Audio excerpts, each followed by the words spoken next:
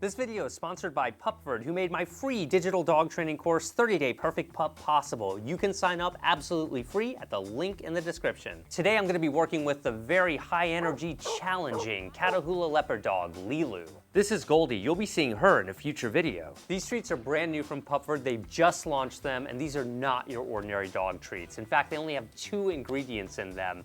Beef liver, 95% by the way, and 5% pea protein. The pea protein holds the treats together. It's also an antioxidant. Freeze-dried treats like this are amazing because they're extremely flavorful, and of course they're less processed than many commercial treats. Treats like this actually keep well at room temperature. Virtually every dog likes beef liver. These are a nice size. You get around 450 treats in one bag, and you can even break them up half or a quarter size to get even more. That's a ton of dog training potential in every bag. Keep these throughout your house so that you can quickly have a very high value reward when your dog is doing something just like that, lying down without me even asking. When you're really focused on teaching your dog something new, you don't want to use a second-rate treat. You can use these with dogs of all ages too. I strongly recommend that you get these Pupford treats. I'm going to have a link in the description below. Click thumbs up for Lilu, the 9-month-old Catahoula leopard dog. Make sure you're subscribed to my channel. Follow us on Instagram too. Share a picture of your dog on Instagram. Tag @ZachGeorge with #dogtraining. I'm going to share some of my favorites. Make sure you're following us on Facebook too.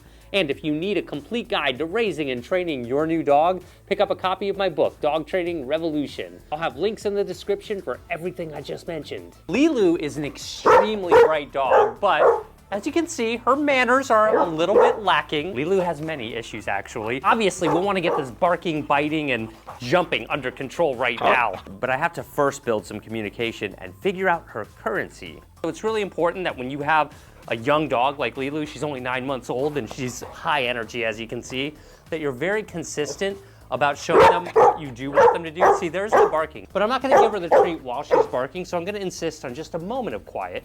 Getting your dog to stop an unwanted behavior is about encouraging and acknowledging the preferred behavior. I'm gonna try to reward her for silence when she's quiet, right there. Good girl, quiet.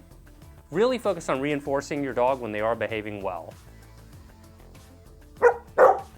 I missed an opportunity to reward there. I was pushing it a little bit. Good, quiet. Kind of like the subdued bark. That was good. See how she looked at me as if to say, is this right? Lilu, over here. She's picking up the carpet. Let's redirect her. Good. Look at me. Yes, good girl. Good girl. I'm gonna go ahead and give her a jackpot there, because even though it's only a sit, she's really amped up right now. I'm gonna do it down. In other words, I'm just trying to teach her that, hey, looking at me is gonna get you what you want. She's just begging for engagement right now. We need to give that to her, but we're gonna give it to her in a way that makes it compatible with our lifestyle. Let's try and switch from treats to play and see how she does. Look how nuts she goes over this tug toy here. She just loves it. If you got a dog that likes a vigorous tug of war like this, that's great. But they have to know how to do a really good let go. And so the last time I met her, I think she was still struggling on the let go, so let's see how she's doing there. Tug and let go can be powerful currencies. We'll need to get that looking good, because that'll not only be a powerful way to reward her in the future, but it will also show her how to control her impulsive desire to jump right now. Let go. Oh, okay, that was pretty good. Did you see how she immediately went back for it? Sit. Nope. Let go. Leave it alone. And I know her next move is to immediately go for it like that, so I think that's what we need to work on. Letting go is good, but they need to let go until given permission to go for it again. Leave it alone. So I'm just gonna, before she has a chance to lunge for it, I'm gonna just, no ma'am. See the barking? I'm gonna wait till she's quiet. She's saying, give it to me. You can see it in her eyes when she's gonna go for it. Sit. Yes, good girl, good. Go, get it. Get it. Come on, get it. And see, I'm really giving her that vigorous play that she's craving, because she listened, albeit for a fraction of a moment. Get it. Oh, all right, let go. Do you see, I'm making it distracting intentionally right now, letting her know, until I say get it, you don't get this. Leave it alone. No, ma'am. Over here, sit. Leave it alone. No. Leave it. I'm being really obvious with this body language over here, telling her to stay. This is impulse control training. Yes, that was a really good one there. So let me go ahead and let her play. Gonna give her a nice big reward. You can tell by that play growl, certainly hope it's play, that she's really enjoying herself right now. Tug of war and play really is a valuable currency for her. And so you're really just trying to fine tune this little exercise right here. So it's more fluid and so you can more easily reward. Leave it. Get it. Good. I'm gonna give her kind of a medium reward right now because I don't want to have to do these like 30-second tug sessions as rewards. What I'm trying to phase in here is, you know, a good 5-second tug, good restraint. Did you see that? She thought about jumping, she thought better of it. I'm gonna go ahead and reward her there. Leave it alone. Yes. Get it? Good job. Very good. Let go. Sit. My goal here is to be able to pet her without her jumping up. Because when you pet her, she tends to get really excited. And we're gonna use the tug toy as currency. Yes. So right there, I was able to just stroke her very gently one time, and I'm gonna reward her. I'm gonna keep the tug game down here so she's not too encouraged to jump up on me. Good, let go. Good, sit. Good, I'm gonna try a little bit more there. You see that? No jumping, yes, good. You can read her eyes. She's like, okay, I'll do what you want, but let me play tug with that. And this has the added effect, yes, of teaching her that basic impulse control as well. So this is gonna carry over into many other aspects of her training. Good, yes, good. Let go, good, good, yes, good, good. Let go. When you're trying to resolve things like unwanted jumping and unwanted barking, it doesn't happen all at one time. Leave it alone. Good impulse control. Look how far she's coming. This is one training session right here. For Lilu, who has a lot of energy, fetch or general exercise that involves working with a person is going to be paramount to her success. Look how amped up she is with the Frisbee. Let's see if her impulse control has carried over from the tug toy to the Frisbee, and then we'll see how she's doing with Frisbee. All right, sit.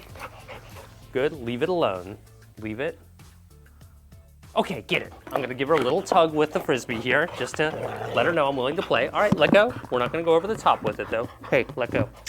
Sit, stay. Let's see if she'll catch it when I toss it up. I mean, excellent first attempt. Good. Let go, sit. Ready, catch it, good. And let go. It looks like she has a tendency to want to chomp on it and play with it. I don't want her to do that. I just want her to catch and let go. Thank you. Sometimes a kiss works. All right, over here, sit, good, and get it. Yeah, let go. And so her let go is looking pretty good. So far, we've addressed Lilu's barking, her jumping. She's doing well with Frisbee. So I'm really curious to see how she does on a walk. We're gonna go out and do a neighborhood walk with her. Anytime we change environment on a dog, we have to be prepared to really roll with the punches. I've never worked with her on leash walking, so I'm as new to this as you are. All right, let's go. So clearly, you know, we have very significant tension on the leash here as we walk. There's a German Shepherd over there. Let's take the opportunity to use that as a training opportunity. So I got her to sit and stay while there's a barking dog in the distance, but these are the kind of things you have to do. Come on, let's go, let's go. Yes, good work. Come on, good, and one more turn, come on. Let's go, and sit. Oh. Perfect, you're doing great. Keep in mind, I mean, dogs pull because they walk naturally quicker than we do. I mean, look how slow I'm walking, and you can probably imagine how fast she would walk if she had her say. And today happens to be garbage day, so she's distracted by all the garbage that people have left out. Interesting. I wonder what's throwing her off there. And hats and sunglasses. Hats and sunglasses are a big one. They're likely to be like, what is that? I've never seen a person like that. I'm gonna break out the turkey and see if we can get her attention off of the ground. And you might be surprised, this isn't as easy as you might think with many dogs. You want this? See that? Real turkey.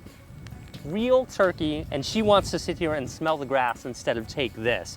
That's how powerful sense can be to many dogs, because she's a heavily driven dog when it comes to food. Let me see if we can get her to sit. Remember, that's a way to measure for compliance. Sit. She won't sit right now for a treat. That means she's really overwhelmed. At least that's my working hypothesis at the moment. So I'm gonna give her some time here to adjust. Let her smell, let her check out all the sights. There's a falling leaf. Acorns are falling from the sky. That's throwing her off a little bit. I noticed that she keeps going for these little acorns on the ground here. And so this is a good opportunity to practice a real life leave it alone. It's all these little things that you have to show your dog when you're training them. Now she's starting to take turkey. That's a good sign. When we were working with her a moment ago, she was very eager and happy to work for a tug toy. Still a little uninterested. There's a spark. So she was, you know, it's a little tougher to get her into the toy, but that's a good sign right there. So now she's a little responsive to interacting with me. It's off and on. That's okay. I'm gonna let her really get into it. In other words, I'm not gonna insist on a disciplined let go at this moment because we've dramatically changed her environment. Anytime we change a dog's environment, we must be prepared to take a giant step back on our training. So my goal right now is to really get her into this toy and thereby getting her more into me. You have a tractor. There's just all sorts of things in public that you can't possibly prepare for unless you just go in public very often with your dog. Who knows what she's to make of that? She's having a good time right now. She's into me, and when she's into me, that's the time you want to capitalize on, even if it's for a moment at a time, to do some training. So, let go, sit. Yes, good. And with her being a dual currency dog, you can switch back and forth between currencies, whatever she's into at that moment. So let me try turkey again and see how she does. Sit. Good job. Nice work. All right, come on over here. Yes, sit. No, not quite. Oh, Lila, up here. Give me a sit. Nope, give me. Fine, I'll take it. Even though it wasn't a sit, I'll take it because it's compliance nonetheless. Rather than just going on a long walk where every new inch is brand new territory, I want to focus on familiarizing this particular stretch of territory. So I'm going to walk back and forth on this trail, and the more that I do that, the more familiar this particular stretch of real estate is going to become to her. And the more familiar it becomes, the more likely it is that she's going to listen to me. She's doing okay. Come on, girl, let's go. Got tension right here. She's saying, no, I don't want to go. So, there we go. Good job. She was a little responsive. She took a bit of treat there. Now she's starting to kind of stay near me. See, I stopped. There was tension on the leash. She looked back at me. Will you take a treat? Okay. Again, this is an indicator that she's beginning to adjust. Yes. Here we go. Good. We walk past that spot, which she's been continually getting distracted on. And even though I'm just luring her right now, it's still much better than before, because before the treat wasn't even getting her attention. Gonna stop, let her check it out. And let me go ahead and turn around again. Yes, again, I love the look. And so you see, just after a few passes here, she's like, okay, I'm getting familiar with this little pathway over here. She didn't just go from sniffing the ground and getting distracted to then listening.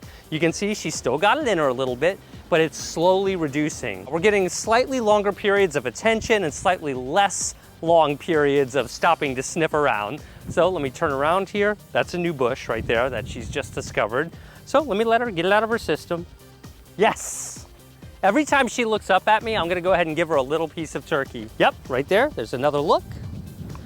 Good, over here, making a turn. We're getting close to mastering this little path right here in terms of getting her to walk acceptably on leash. I love this loose leash right now. Come on, girl. Yep, good.